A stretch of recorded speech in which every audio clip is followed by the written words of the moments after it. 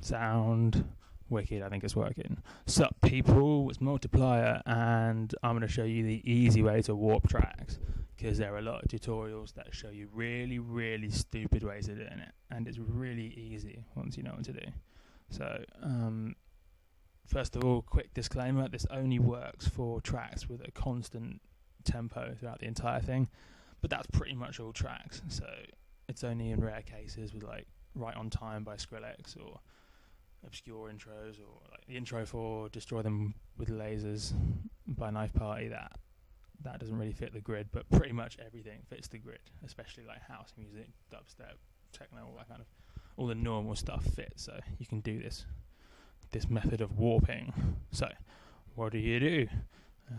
First of all, just find your track and drag it into an empty audio track, and if you haven't done this before, you'll find out this kind of lights up as it's loading up, but to save you a minute of waiting, I already like previewed it, so you don't have to wait for it to load, but sometimes you have to wait for it to load. That's something to be aware of. So, and then you'll find, depending on your settings, either it's auto warped it and where that warp button has already clicked, or it hasn't auto warped it.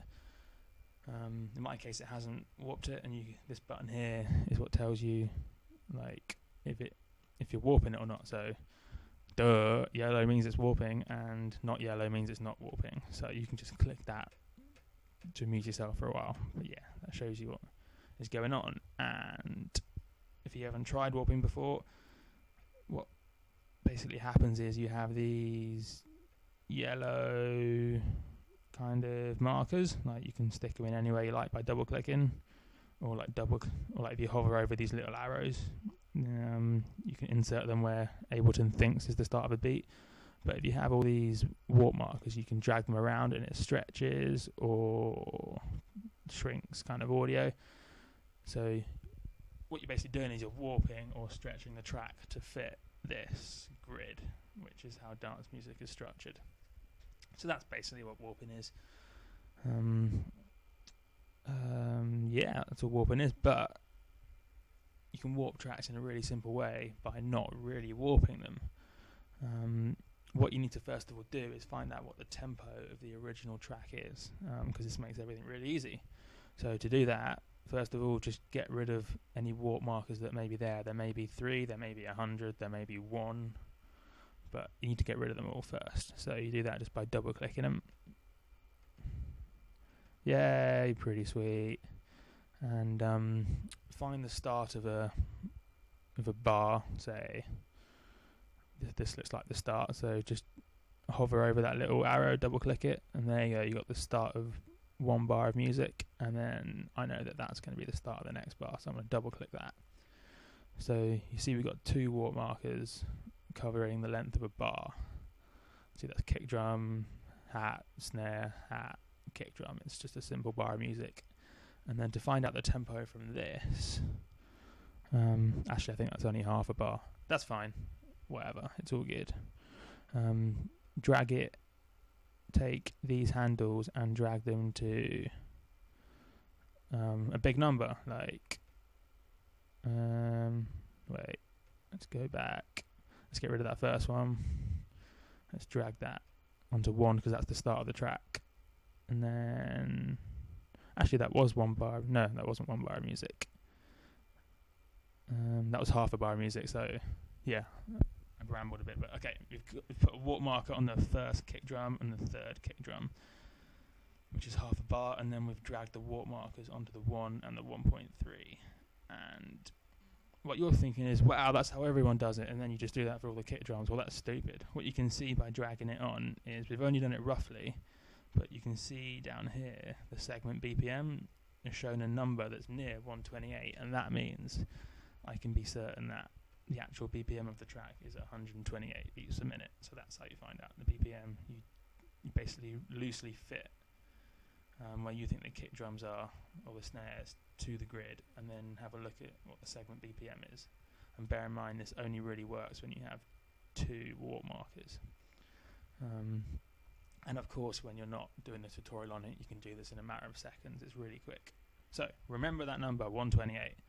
what do you do next? You get rid of all the warp markers apart from one, and then you want to find the first one and move it to the start of the first beat, which is this one, which actually is in place pretty perfectly, but to illustrate what might happen, I'm going to get rid of it.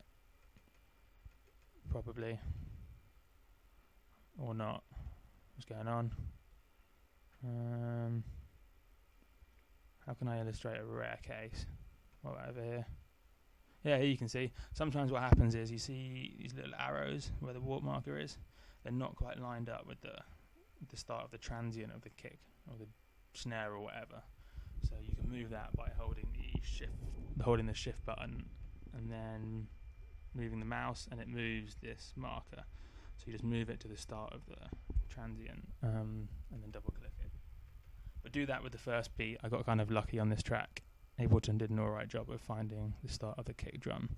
And then what happened is it'll be over here for some reason, and then you just drag it over, stick it on one, and you've got the first kick drum on the number one, which makes a lot of sense. And of course, this whole process takes a matter of seconds when you're not explaining what you're doing.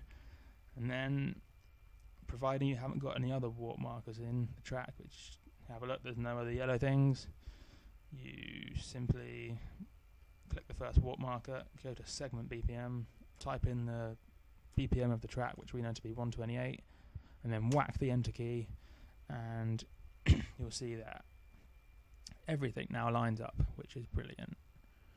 See? Doom, doom, doom, boom. Awesome, it's all lined up, and that's your track done. Really simple. It's worth noting that there's this warp mode, which if you're new to Ableton, you need to be aware of, and this shows you the... Why is it not loading? It is loading. This shows you the warping algorithm they use, which is kind of like the algorithm that Ableton uses to stretch or compress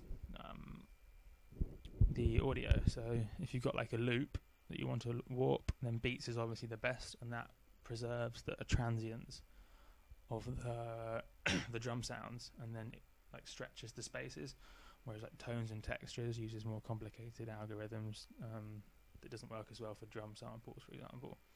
Repitch simply stretches the audio in the most simple way possible, but then the pitch of everything changes, and complex is the best default one to leave it on if you don't know what to do, or if you've got a whole track. And then if you're an Uber Pro, you go to Pro and then you play with some settings, but I just leave it on complex because I'm a simpleton. And then your track's done. Really simple. That's all there is to it. And then I think if you click that save button, it saves the warping. It may not. I think it does. Yeah. Cool. So I've rambled a bit, but to illustrate how quickly you can do it, if you know what you're doing, I'll just show you. So here we got Unprovoked Hammer Attack, another one of my tracks. Now it's loading up, which is taking a while. I'm going to try and save some time by warping it while it's loading. It's quicker if I wasn't using this stupid trackpad. So just get rid of that first warp marker. Or just stick in another one. God, my computer's so slow. I'm double clicking. Okay, when your computer's not doing far too much at once, this does happen quite quick. Double click. Double click. Oh, stupid. Okay. If I had magical computer skills, I would like edit this part of the video out, but I don't. So pause time in this hypothetical universe where I'm warping this track. It's just loading. I think it's finished loading. Is it finished loading now? Okay, cool. Double click. Actually, that's not quite in place. Let's get it perfect. Hold down shift, drag that across. It's close enough. Double click, go up. Double click that, move it out of the way. Drag that on one. But now we need to find out the BPM of the track. So where's all the kick drum sounds? Oh, it's hard to actually tell the kick drums are on this one. Okay, I'm pretty sure that's the start of the 5th 4 bars. If you listen to the music, you can tell quite easily. Cool, drag that over to 5 because that's like 4 bars long. 108 is the BPM we're after. Double click that, get rid of it, click on that. 108, boom, done. Everything's on beat. And yeah, doing this example actually illustrated that sometimes it's hard to tell where the kicks are without listening to the track. Of course, if you listen to it, you'll be able to spot easily which is a bar length, but I was trying to do this just by looking at the waveform. And I happen to know that this whole section is, you can see where it changes. It's the start of the next 4 bars just by looking at it. But yeah, sometimes you have to listen to it to figure out how long a bar is. Yeah, I think that's all there is to it. And oh yeah, oops, wrong one. Complex. And then done, boom. That's how to warp tracks easy. I don't know if I explained it very well. Oh well, fuck it. My name's Multiplier. Check me out on the Facebook, the YouTube, and the SoundCloud, and the Twitter. And I'll give you free tracks, presets, all sorts of cool stuff. And I ramble on Twitter the most. So if you don't like ramble, don't go on that. But if you do. And yeah, warp tracks and make cool noises. Sweet. Yeah, I guess that's it.